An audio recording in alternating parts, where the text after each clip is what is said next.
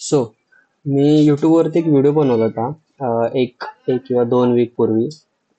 त्याच्यामध्ये मी माझा swing position update केलं होतं. म्हणजे ज्या ज्या स्टॉक्समध्ये मी स्विंग पोझिशन बिल्ड केल्या होत्या, तर त्याचा मी अपडेट दिला होता व्हिडिओमध्ये. तर तुम्ही यूट्यूब चॅनलवरती गेलात तर हा तो व्हिडिओ आहे, स्विंग पोझिशन बिल्ड, नवीन स्विंग पोझिशन बिल्ड म्हणून 2 वीक पूर्वी व्हिडिओ बनवलेला होता. तर त्याच्यामध्ये जेवढ्या जेवढ्या मी पोझिशन बनवत होतो किंवा बनवलेल्या होत्या, तर त्या मी इथे अपडेट केल्या होत्या. ते तुम्ही व्हिडिओ जाऊन बघू शकता. तर आता त्या पोझिशन, स्विंग पोझिशनचं काय झालं, त्याचा रिझल्ट काय होता, तर तो आपण रिझल्ट बघूयात. काय होता तो. तर मी व्हिडिओमध्ये सगळे स्टॉक जेवढे मी घेतले होते ते मी इथे अपडेट अपडेट केलेच आहेत. तर बघूया त्याचा रिझल्ट काय होता किंवा काय आहे करंट, मी कोणतं प्रॉफिट बुकिंग केले किंवा मी कोणत्या स्टॉकमध्ये अजून होल्ड केलं ते बघूया. तर याच्यामध्ये पहिला स्टॉक होता विप्रो स्टॉक. तर इथे आपली एक्झॅक्ट पोझिशन बिल्ड झाली होती. आणि मी व्हिडिओमध्ये सुद्धा सांगितलेच आहे माझा फर्स्ट टार्गेट कोणता आहे, सेकंड टार्गेट कोणता होता. तर इथे एक्झॅक्ट माझा फर्स्ट टार्गेट हिट झाला. तर इथून तुम्ही बघू शकता या स्टॉकने आपल्याला एक 7 ते 8%चा मूव दिला होता. आणि मी या स्टॉकमध्ये पर्सनली फर्स्ट टार्गेटलाच माझं मी प्रॉफिट बुक केलं. ॲक्च्युली मला सेकंड टार्गेटपर्यंत होल्ड नव्हता करायचा. सो या स्टॉकमध्ये मी केला. दुसरा स्टॉक जर बघाल तर तो होता वेदांता लिमिटेड. याच्यामध्ये मी कोणताच प्रॉफिट बुकिंग केलं नाही. ॲक्च्युली प्रॉफिट बुकिंग फक्त विप्रोमध्ये झालं. बाकी एवढे जे स्टॉक्स आहेत त्याच्यामध्ये कोणत्याच त्याच्यामध्ये स्टॉकमध्ये मी प्रॉफिट बुकिंग केलं नाही. तर हा आहे दुसरा स्टॉक, जो की आहे वेदांता लिमिटेड. याच्यामध्ये आता जे आपण करंट आहोत तो आपण 9 ते 10% आपण याच्यामध्ये प्लस आहोत. याच्यामध्ये मी बुकिंग केलेली नाही. सो हा रनिंगमध्ये आहे. तिसरा जर तुम्ही स्टॉक बघाल तर तो होता JSW स्टील. याच्यामध्ये जे टार्गेट आपलं होतं ते 5%च होतं, जे की हिट झालं. तरी सुद्धा मी हा स्टॉक होल्ड केला. अजून मी एक्झिट क्वांटिटी एक्झिट वगैरे काहीच केलं नाही.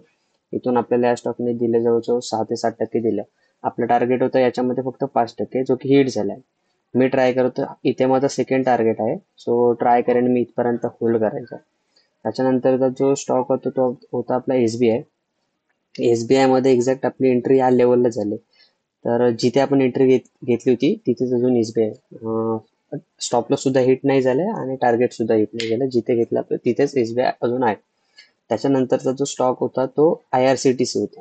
त्याच्यामध्ये एक्झॅक्ट आपली जी पोझिशन बिल्ड झाली होती ती या दिवशी झाली होती, 9 ऑगस्टला, इथे एक्झॅक्ट. आणि हा सुद्धा स्टॉक अजून त्याच्यामध्ये कोणतीच मुवमेंट झाली नाहीये. याच्यामध्ये थोडा साईड मी एक्सपेक्ट करतोय, थोडा अजून कन्सोलिडेशन होऊन त्याच्यानंतर मी एक अप्पर साईडची रॅली एक्सपेक्ट करतोय याच्यामध्ये. सो या स्टॉकने सुद्धा आपल्याला ज्या पोझिशनला आपण घेतला त्याच पोझिशनला आहे. त्याच्यानंतर हा आहे गोदरेज कंझ्युमर. हा मी या व्हिडिओमध्ये अपडेट केला नव्हता. त्याच्यानंतर मी हा स्टॉक घेतलेला आहे. मी हा स्टॉक एक्झॅक्ट घेतलाय इथे. तर या स्टॉकने आपल्याला आता करंट आपण या स्टॉकमध्ये आहोत 4 ते 5% प्लस मध्ये आहोत आपण. आणि या स्टॉकमध्ये जे माझं स्विंग मध्ये जे टार्गेट असेल ते असेल या लेवलला. ते टार्गेट असेल 7 ते 8%चं.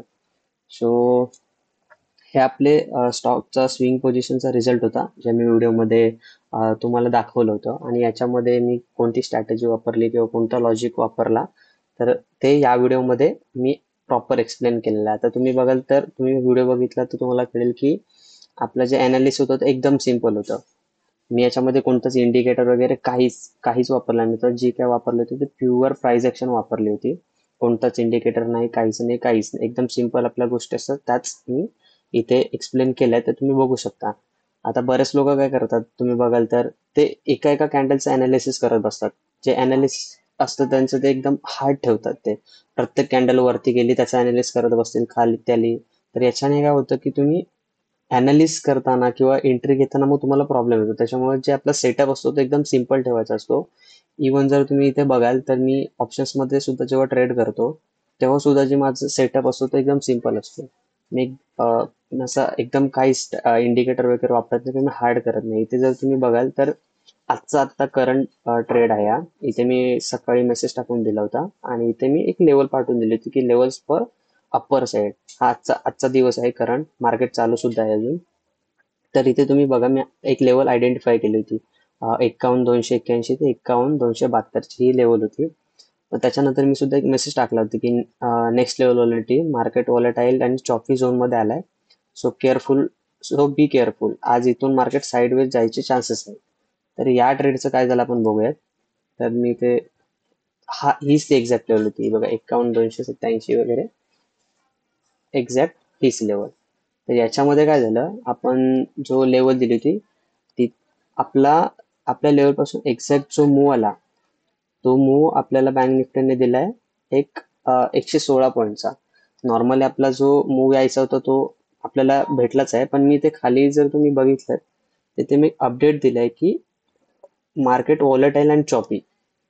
तर इथे तुम्ही बघू शकता एक्झॅक्ट ह्या एरियामध्ये मार्केट अजून सुद्धा चॉपी आहे. म्हणजे मार्केटने मूव तर दिलाय, आपल्या साईडने मार्केट गेलं सुद्धा, आपल्या लेवलचा प्रॉपर रिस्पेक्ट झाला, SNRC बनवून मार्केट परत त्याच लेवलचा सपोर्ट घेऊन मार्केट वरती सुद्धा आहे.